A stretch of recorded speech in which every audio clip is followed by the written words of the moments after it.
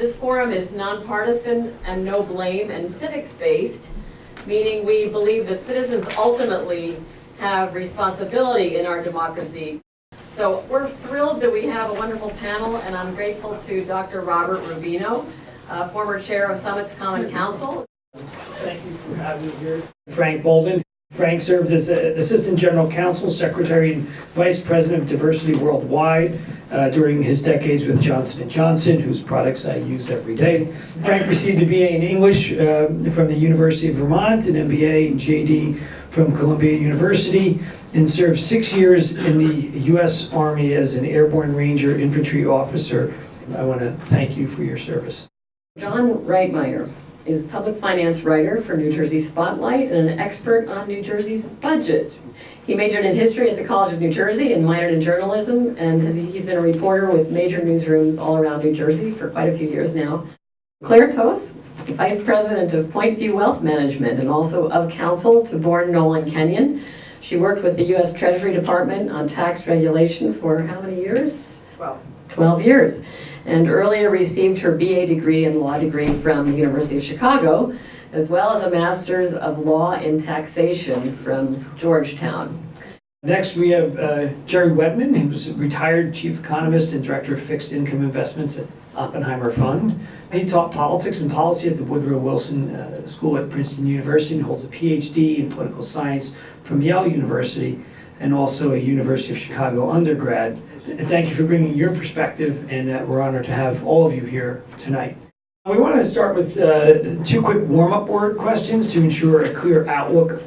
Did you take a course of civics in school, and what does civics mean to you?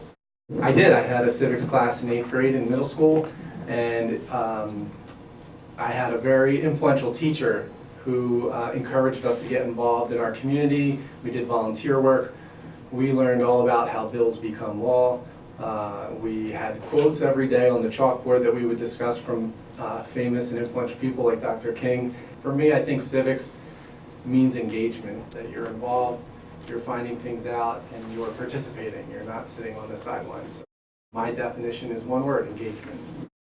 I took a similar course back when I was in junior high school. What I didn't learn is how things actually work. I was taught, and I believe, that words like integrity, honor, duty, these were important words, and getting actively involved is important. And we were taught the rudiments for how things are supposed to work, but we were never told how things actually work. Amen to that. I'm at that place in the baby boomers where it wasn't civics, it was social studies, but you didn't get out of 8th grade without passing the Constitution test. And question number 1 was recite word for word the preamble.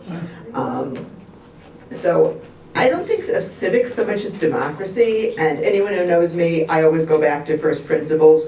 Demos is people, right? So it's on us. That, my friends, was what you get from the University of Chicago in education, liberal arts education. And if anybody ever doubts the value of a liberal arts education, Claire has just made it very clear to us. So I took civics in Superior, Nebraska, in what seemed like a simpler time and place, and it would have been in the 1950s. Civics then meant citizenship. It meant a duty and a responsibility to be an active citizen, to be a loyal citizen. We also had to memorize the preamble. We had to memorize the Gettysburg Address. I sang patriotic songs every day. We've not lost that idea that we have a responsibility as citizens to promote what is in our fellow citizens' best interests, even if we disagree on what that might be. Here's a chance to discuss those differences and maybe come to some ideas of what might be. Frank, you were a diversity leader in an enormous corporation. How has taxes affected you both in the discharge of your duties professionally as well as personally? Taxes is something that we all have to deal with. I've been dealing with it since I left home, since I got my first job. That's a long time ago. And every year I've paid all kinds of taxes. Sales taxes, and income taxes, and local, and state, and federal taxes, and property taxes, and gas taxes, and on and on and on. In ever increasing amounts all the time. And I was always pleased that I had the wherewithal to be able to pay those taxes, because I thought that we were responsible for the good of the whole. I understand the plights of corporations. They complain that 39% is too high at a statutory rate for taxes for corporations, but very few corporations pay the statutory rate. The effective rate is much lower than that, about half of that, and the actual rate is even lower than that, all the way down to 0. I've never had a rate of 0.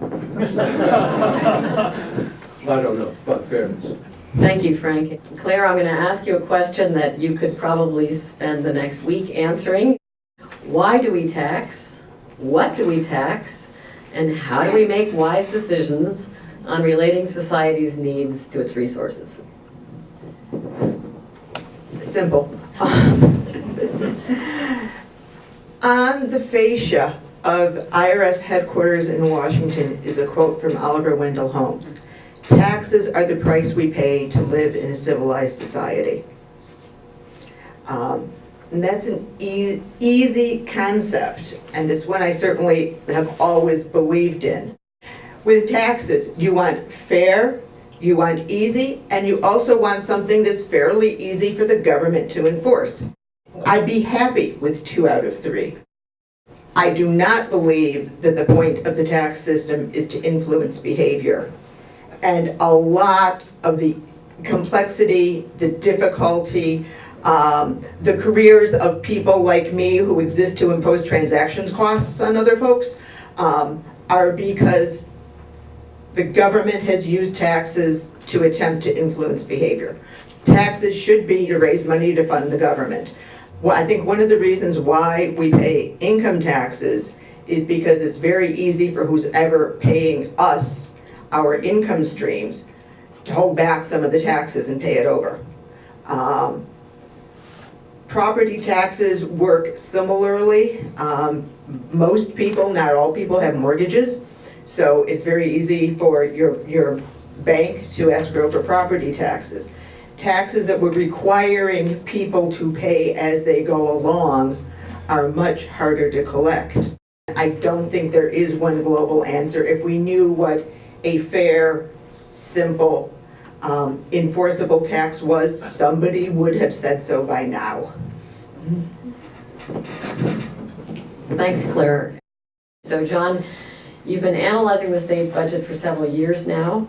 Tell us what you see are the 2 or 3 top issues that New Jerseyans need to be thinking about now that relate to our state's revenues and expenses. Just as sort of a background, the state budget's about $35 billion. The biggest single source of revenue is the income tax, which is about $14 billion now. If it's increased the way that the new governor is proposing, would be to about $16 billion, so almost not quite half of that share. We have a sales tax as the second largest source, and so that's on the table as well. Really, the third largest single source for state taxes is the corporate tax. There are also proposals on the board that would affect how the state levies corporate taxes.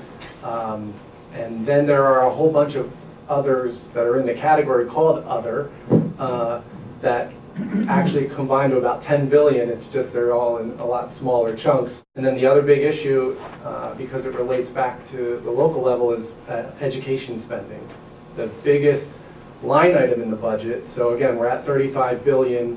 It's about 14 billion, 13 to 14 goes to education, and that supplements like another 30 billion that the local governments generate through the property tax, which a big portion of that goes to education.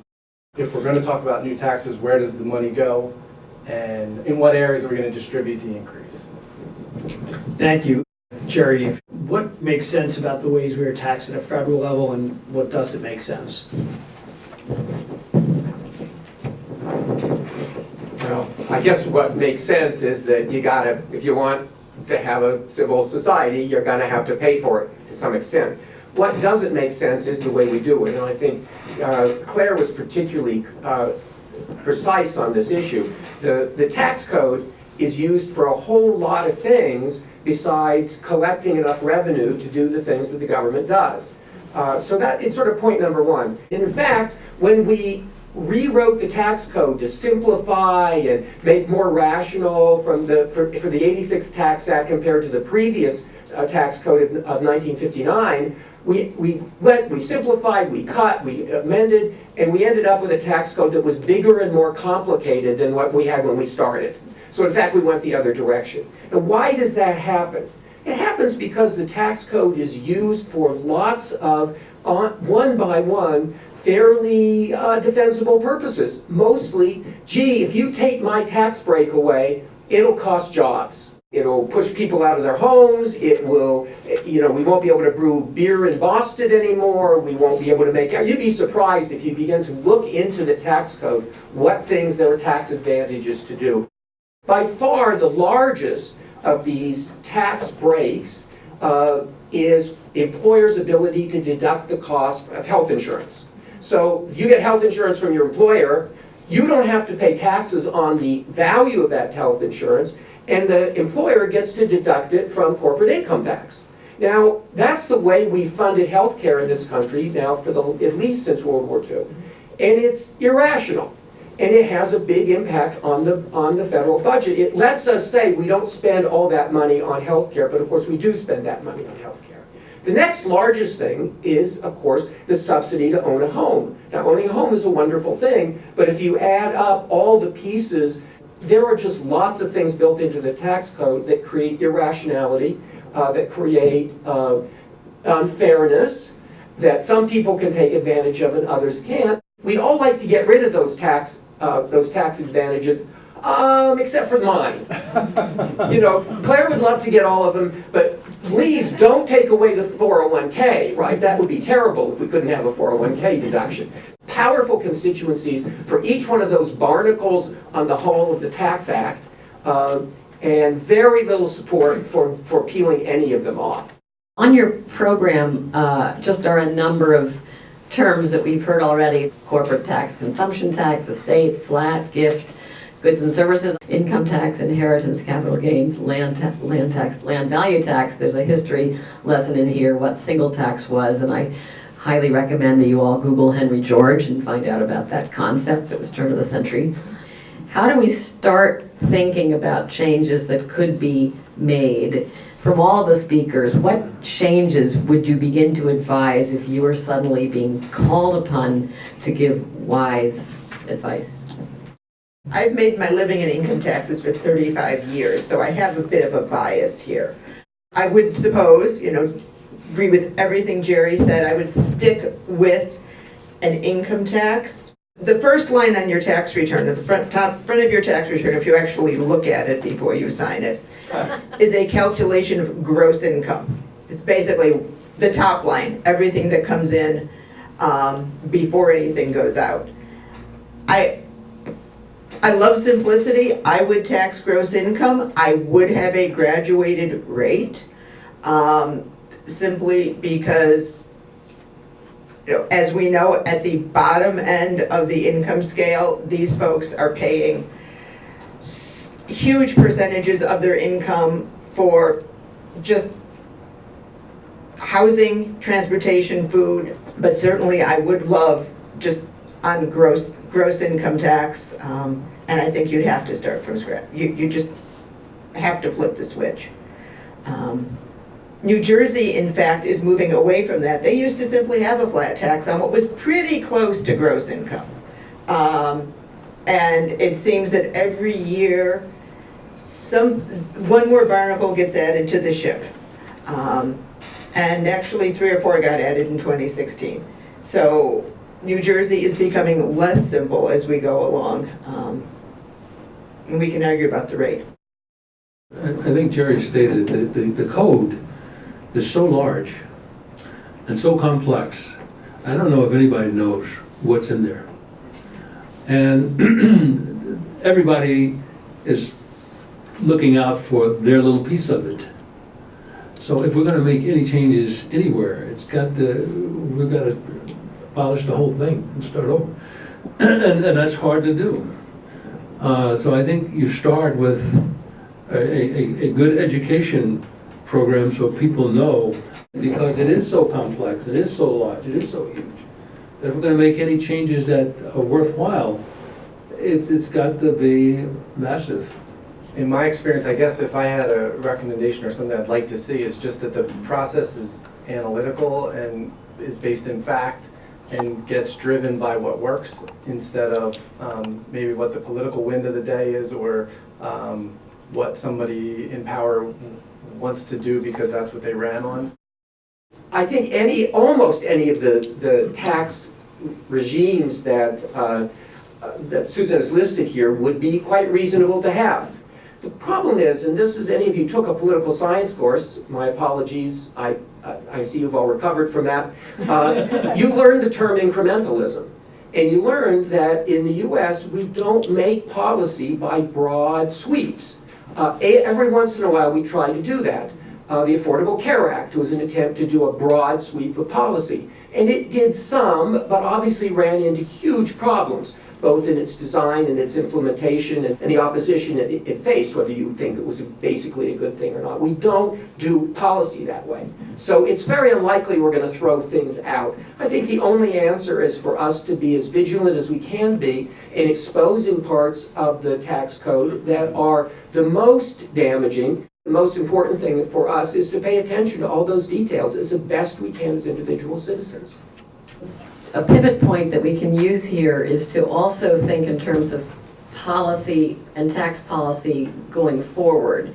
So I'm going to ask that we just listen to Claire Cummins. Something like a plastic bag ban, or as a stepping stone, maybe start charging 5 cents for plastic bags. I think if we just make people aware of the fact that you don't need a plastic bag for one apple at the store, it would just, make a difference. People will just start saying, no, it's not about paying 5 cents for the bag, it's just being aware that you don't need it. And then lastly, and I think just more broadly speaking, as a chief sustainability manager, just as a general resident of Summit, I think we really need to do more to change the narrative around sustainability. We have a real problem, and that problem is that we're not going to be able to live life as we know it on this planet for much longer, let alone the generations after that. So can we think in terms of how our environmental threats and our environmental crisis that's escalating, that we see intensifying, will have an impact on things as well? And what do we do with the fact that clean water, clean air, clean soil is now becoming a scarce resource as well? Well, I'll start with the Chicago, we keep going back to Chicago school,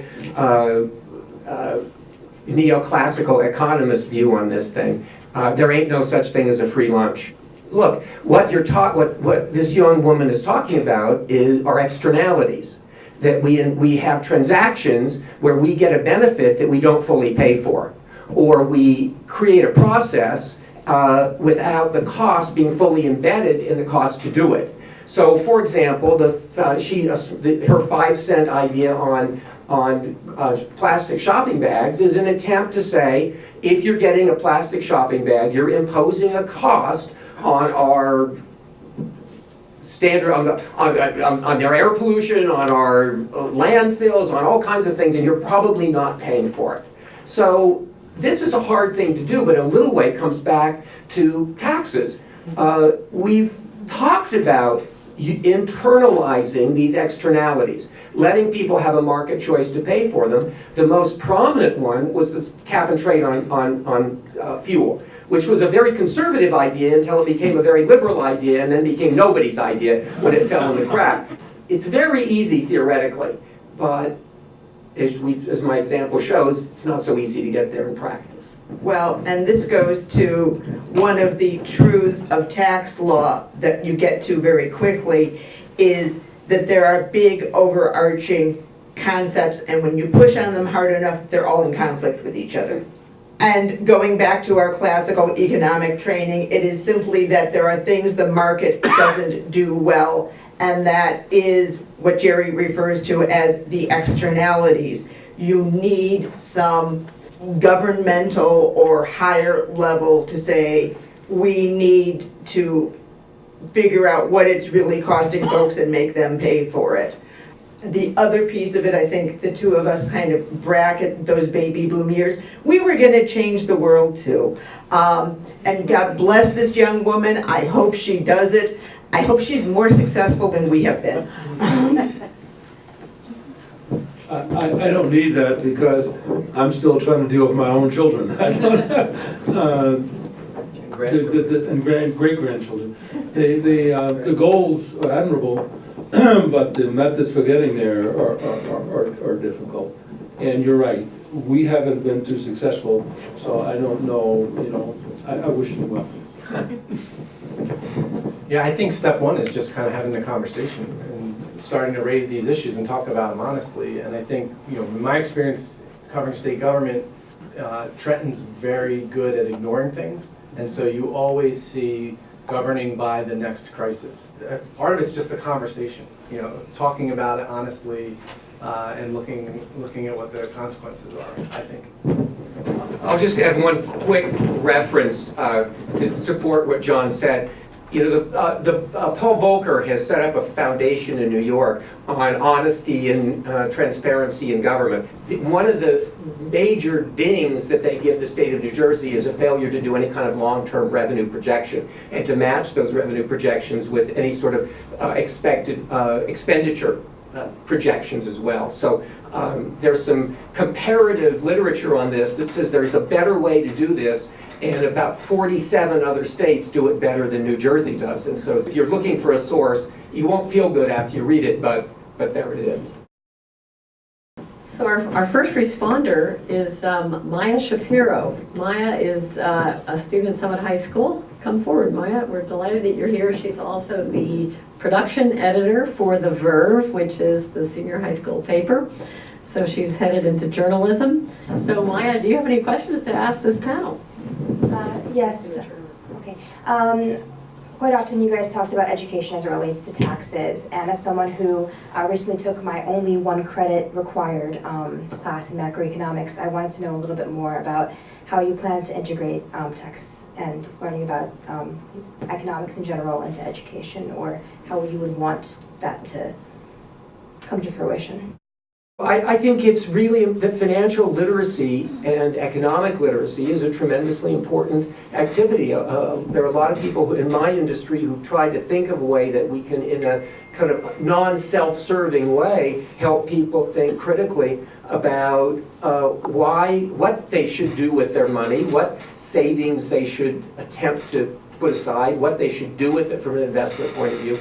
But I don't think we do a very good job of it, and I think it is something that a society, you go back to civics, we taught everybody how a bill becomes a law and how they might influence policy. I think we have a responsibility to teach young people, and maybe in some cases not so young people, how to manage their finances in a way that does not leave them dependent on society. We're about to see the retirement of vast numbers of people who do not have any savings whatsoever for their retirement. And Social Security is there, but it's pretty thin soup and was never intended to be all of your sustenance. So it's not a new problem. We're about to pay the consequences of not dealing with it earlier, but I couldn't agree with you more that we need to begin to deal with it now.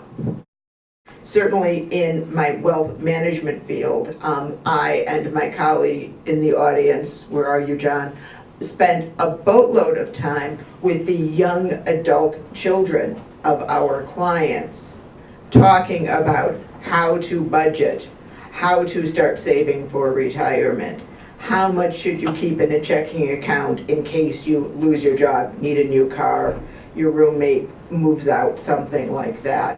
I'm probably in the same boat as most of my clients in doing that job, but I may have a different conversation when I go home tonight. Research shows that parents find it more difficult to talk about money and financing than they find it talking about you know what. with their kids. So, And you're so comfortable talking about that. yeah, 4 kids, 4 grandchildren later, I don't know. I'm married to an educator, and we've had this discussion, and I said, honey, I think there are 2 things that we need to really stress in schools that we don't. One is financial literacy, the other one is the legal system. We let people go through schools and turn them loose, and they go out there and they get hit with credit card debt right away, and they're doomed. And she said to me, honey, the curriculum is full now.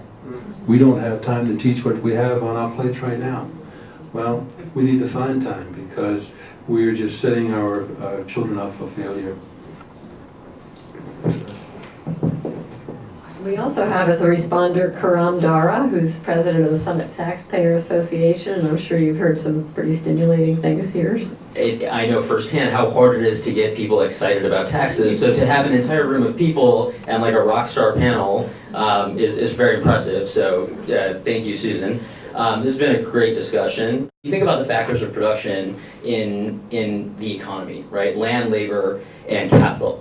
Are there certain factors of production that you think make more sense to tax than others? Are we too heavy on the capital side or the labor side vis-a-vis the land? And just interested in everyone's thoughts on that. Well, I don't think that's a conversation that the tax policy world has had in a way that the public has ever seen. Certainly that lawmakers have ever thought about. Certainly at the federal level, we focus on taxing labor. On the state level, we focus on taxing land in the form of property taxes.